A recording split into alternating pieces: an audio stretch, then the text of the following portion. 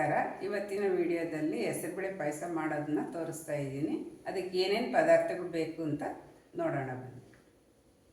ಹೆಸರುಬೇಳೆ ಒಂದು 100 ಗ್ರಾಮಷ್ಟು ತೊಗೊಂಡಿದ್ದೀನಿ.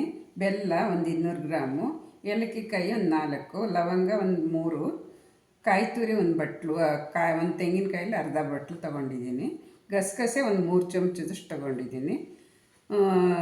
ಗೋಡಂಬಿ ಒಂದು 50 ಗ್ರಾಮು, ದ್ರಾಕ್ಷಿ ಒಂದು 50 ಗ್ರಾಮು, ಬಾದಾಮಿ ಒಂದು 10-12 ಇದೆ, ತುಪ್ಪ ಒಂದು 2-3 ಚಮಚ, ಸ್ವಲ್ಪ ಅಕ್ಕಿ ಒಂದು 2 ಸ್ಪೂನಷ್ಟು ಅಕ್ಕಿ ತೊಗೊಂಡಿದ್ದೀನಿ. ಅದೆಲ್ಲ ಹುರ್ಕೊಂಡು ಮಾಡಬೇಕು. ಈಗ ಸ್ಟವ್ ಹಚ್ಚಿ ಒಂದು ಬಾಣಲೆಯನ್ನು ಇಟ್ಕೊಂಡು ಅದರಲ್ಲಿ ಹೆಸರುಬೇಳೆನ ಚೆನ್ನಾಗಿ ಹುರ್ಕೋಬೇಕು. ಹಾಕ್ತಾಯಿದ್ದೀನಿ ನೋಡಿ.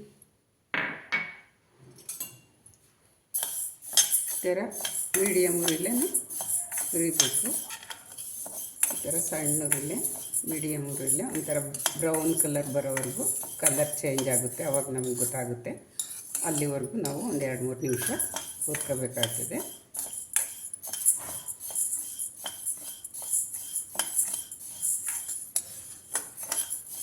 ಈ ಥರ ಕೈ ಆಡ್ತಾನೆ ಇರಬೇಕು, ಕೈ ಬಿಡಬಾರ್ದು. ಇಲ್ಲ ಕೆಳಗಡೆ ಅದೆಲ್ಲ ಸೀದೋಗ್ಬಿಡ್ತದೆ. ಸೀದ್ರೆ ಪಾಯಸ ಚೆನ್ನಾಗಾಗಲ್ಲ. ಈ ಹೆಸರುಬೇಳೆ ಪಾಯಸ ಮಾಡೋಕ್ಕೇನು ಅಂತ ತುಂಬ ಟೈಮ್ ತೊಗೊಳ್ಳಲ್ಲ. ಒಂದು ಅರ್ಧ ಗಂಟೆಲೆಲ್ಲ ಮಾಡಿಬಿಡ್ಬೋದು. ಯಾರು ಮನೆಗೆ ನೆಂಟರುಗಳು ಬಂದಾಗ, ಈಗ ನಮಗೆ ಬೇಕನ್ನಿಸ್ತು ಅಂದಾಗ ಹಬ್ಬಗಳಲ್ಲಿ ಎಲ್ಲನೂ ಮಾಡ್ಬೋದು. ತುಂಬ ಸುಲಭವಾದ ಪಾಯಸ ಇದು. ಕುಡಿಯೋಕ್ಕೆ ತುಂಬ ಚೆನ್ನಾಗಿರ್ತದೆ, ಟೇಸ್ಟಿಯಾಗಿರ್ತದೆ.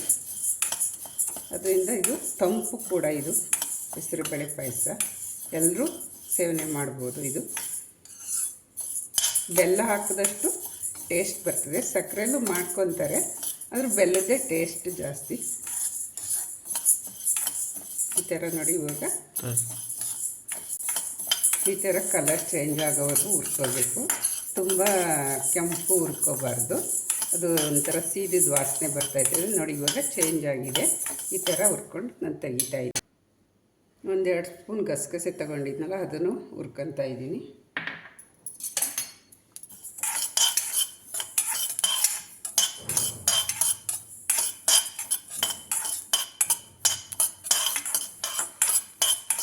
ಇದು ಚಟಪಟ ಅನ್ನೋರ್ಗು ಹುರ್ಕೋಬೇಕು, ಜಾಸ್ತಿ ಹುರ್ಕೋಬಾರ್ದು.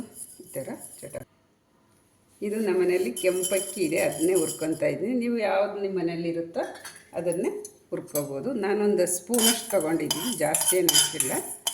ಈ ಥರ ಟೇಸ್ಟಿಗೆ ಚೆನ್ನಾಗಿರ್ತದೆ. ಹೆಸರುಬೇಳೆ, ಗಸಗಸೆ, ಅಕ್ಕಿ ಇವ ಫಸ್ಟ್ ಹುರ್ಕೊಂಡು ನಾವು ಮಿಕ್ಸಿಲಿ ಹಾಕ್ಕೊಂಬರೋಣ. ಈಗ ನಾವು ಹೆಸರುಬೇಳೆನ ಹುರಿದಿಟ್ಕೊಂಡಿದ್ವಿ, ಅದು ತಣ್ಣಗಾಗಿದೆ.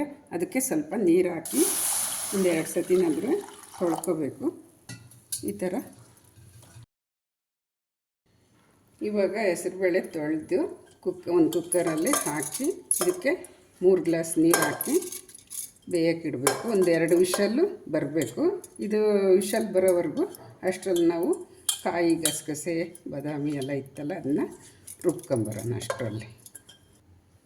ಈಗ ಒಂದು 2 ಕಪ್ ನೀರು ಹಾಕ್ತಾಯಿದ್ದೀನಿ. ಒಂದು 2 ವಿಷಲ್ ಕೂಗಿಸ್ಕೋಬೇಕಾಗುತ್ತೆ. ಈಗ ಮುಚ್ಚಿ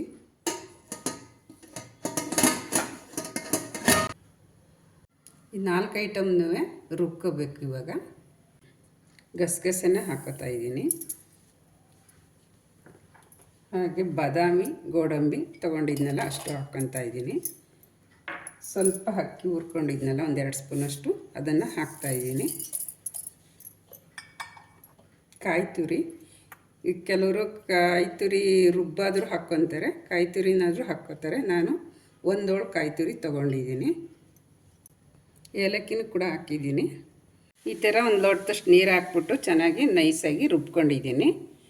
ಈಗ ನಾವು ಬೆಲ್ಲನ ಒಂದು ಪಾತ್ರೆಗೆ ಹಾಕ್ಕೊಳ್ಳೋಣ. ಸ್ಟವ್ ಹಚ್ಚಿ ಒಂದು ಪಾತ್ರೆನ ಇಟ್ಕೊಂಡು ಅದರಲ್ಲಿ ಈ ಬೆಲ್ಲನ ಹಾಕ್ತಾಯಿದ್ದೀನಿ. ಬೆಲ್ಲ ನಾನು ಒಂದು 200 ಗ್ರಾಮ್ ತೊಗೊಂಡಿದ್ದೀನಿ. ಹೆಸರುಬೇಳೆ 100 ಗ್ರಾಮ್ ತೊಗೊಂಡಿದ್ದೀನಿ. ಇದು ಕರ್ಗಕ್ಕೆ 1 ಲೋಟ ನೀರಂತ ಹಾಕ್ತಾಯಿದ್ದೀನಿ.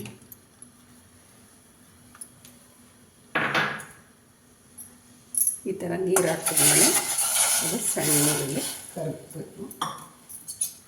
ಗಂಟೆಲ್ಲ ಕರಗಿಸ್ಕೊಂಡು ನಾವು ಪಾಕ ಆಗೋವರೆಗೂ ಕುದಿಸ್ಕೋಬೇಕು. ಇದೇನು ಜಾಸ್ತಿ ಪಾಕ ಬರೋಂಗಿಲ್ಲ, ಗಟ್ಟಿ ಪಾಕ ಬರೋಂಗಿಲ್ಲ, ಸುಮ್ಮನೆ ಬೆಲ್ಲ ಕರಗಿದ್ರೆ ಸಾಕಿದ್ರಲ್ಲಿ ಈ ಥರ ಆಡಿಸ್ಬೇಕು. ಸ್ಪೂನಲ್ಲೆಲ್ಲ ಈ ಥರ ಮಾಡ್ತಾಯಿದ್ರೆ ಕರಗುತ್ತೆ. ನಾವು ಅಷ್ಟರಲ್ಲಿ ವಿಷಲ್ಲು ಬಂದಿತ್ತಲ್ಲ ಕುಕ್ಕರು, ಅಷ್ಟೆಲ್ಲ ತಣ್ಣಗಾಗೋವರೆಗೂ ಇದನ್ನು ಮಾಡ್ಕೊತಾ ಇದ್ದೀವಿ.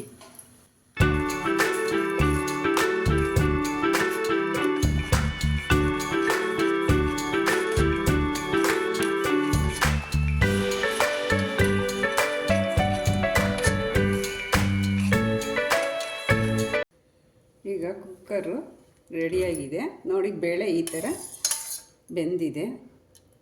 ಇದಕ್ಕೆ ನಾವು ಬೆಲ್ಲ ಕರೆಸ್ಕೊಂಡಿಟ್ಟಿದ್ದನ್ನ ಇದರೊಳಗೆ ಸೇರಿಸೋಣ. ಈ ಥರ ನಾವು ಒಂದು ಜಾಲರಿಯಿಂದ ಈ ಥರ ಪಾಕ ಮಾಡಿದ್ದನ್ನ ಸೋಸ್ಕೋಬೇಕು.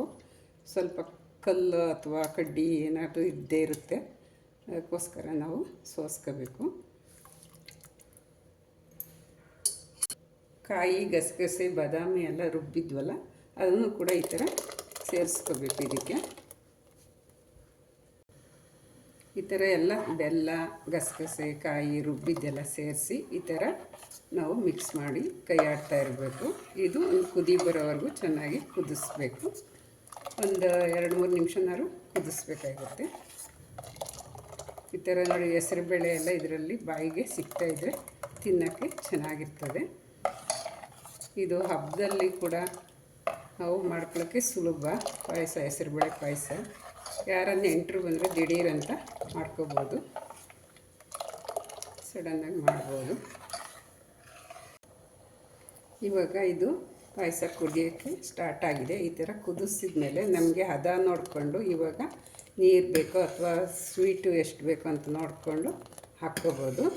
ಇದು ಕುದ್ಮೇಲೆ ನಾವು ದ್ರಾಕ್ಷಿ ಗೋಡಂಬಿನ ಇದರಲ್ಲಿ ತುಪ್ಪದಲ್ಲಿ ಹುರಿದು ಹಾಕೋಣ. ಈಗ ಸ್ಟವ್ ಮೇಲೆ ಬಾಣಲೆನ ಇಟ್ಟಿದ್ದೀನಿ. ಅದಕ್ಕೆ ಒಂದು 2-3 ಸ್ಪೂನು ತುಪ್ಪನ ಹಾಕ್ಕೊತಾ ಇದ್ದೀನಿ ದ್ರಾಕ್ಷಿ ಗೋಡಂಬಿ ಹುರ್ಕೊಳ್ಳೋಕ್ಕೆ. ಈ ಥರ ಇವಾಗ ಗೋಡಂಬಿನ ಹಾಕ್ಕೊತಾ ಇದ್ದೀನಿ. ಸ್ವಲ್ಪ ಹೊತ್ತು ಹುರಿದ್ಮೇಲೆ ದ್ರಾಕ್ಷಿನ ಸೇರಿಸ್ಕೊತಾ ಇದ್ದೀನಿ. ಅದಕ್ಕೆ ಈ ಥರ ಸ್ವಲ್ಪ ಬ್ರೌನ್ ಆಗಬೇಕು.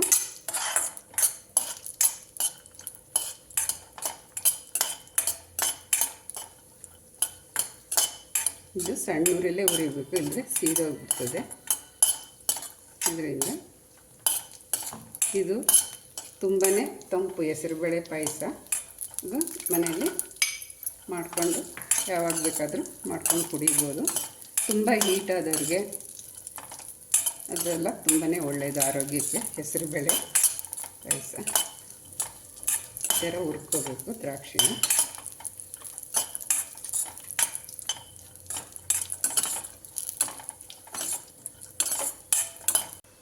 ಈ ಥರ ದ್ರಾಕ್ಷಿ ಗೋಡಂಬಿನ ಹುರಿದಿದ್ದಾಗಿದೆ. ಇದಕ್ಕೆ ಹೆಸರುಬೇಳೆ ಪಾಯಸದ ಜೊತೆಗೆ ಸೇರಿಸ್ತಾ ಇದ್ದೀನಿ. ಈಗ ನೋಡಿ, ಈ ಥರ ಕುದೀತಾ ಇದೆ, ಘಮ ಘಮ ವಾಸನೆ ಕೂಡ ಬರ್ತಾ ಇದೆ, ರುಚಿನೂ ಹೆಚ್ಚಾಗಿದೆ. ಇವಾಗ ದ್ರಾಕ್ಷಿ ಗೋಡಂಬಿ, ಗಸಗಸೆ ಎಲ್ಲ ಹಾಕಿದ್ದೀವಿ. ಇದನ್ನ ಲವಂಗ ಕೂಡ ಹಾಕ್ತಾಯಿದ್ದೀನಿ, ಹಾಗೆ ಜಾಪತ್ರೆನೂ ಕೂಡ ಹಾಕ್ತಾಯಿದ್ದೀನಿ. ಅದು ಕೂಡ ನಮಗೆ ಘಮ ವಾಸನೆ ಚೆನ್ನಾಗಿ ಬರ್ತದೆ ಪಾಯಸದಲ್ಲಿ. ಈ ಥರ ರೆಡಿಯಾಗಿದೆ ಪಾಯಸ ಕುಡಿಯೋದು. ಹೆಸರುಬೇಳೆ ಪಾಯಸ ರೆಡಿಯಾಗಿದೆ.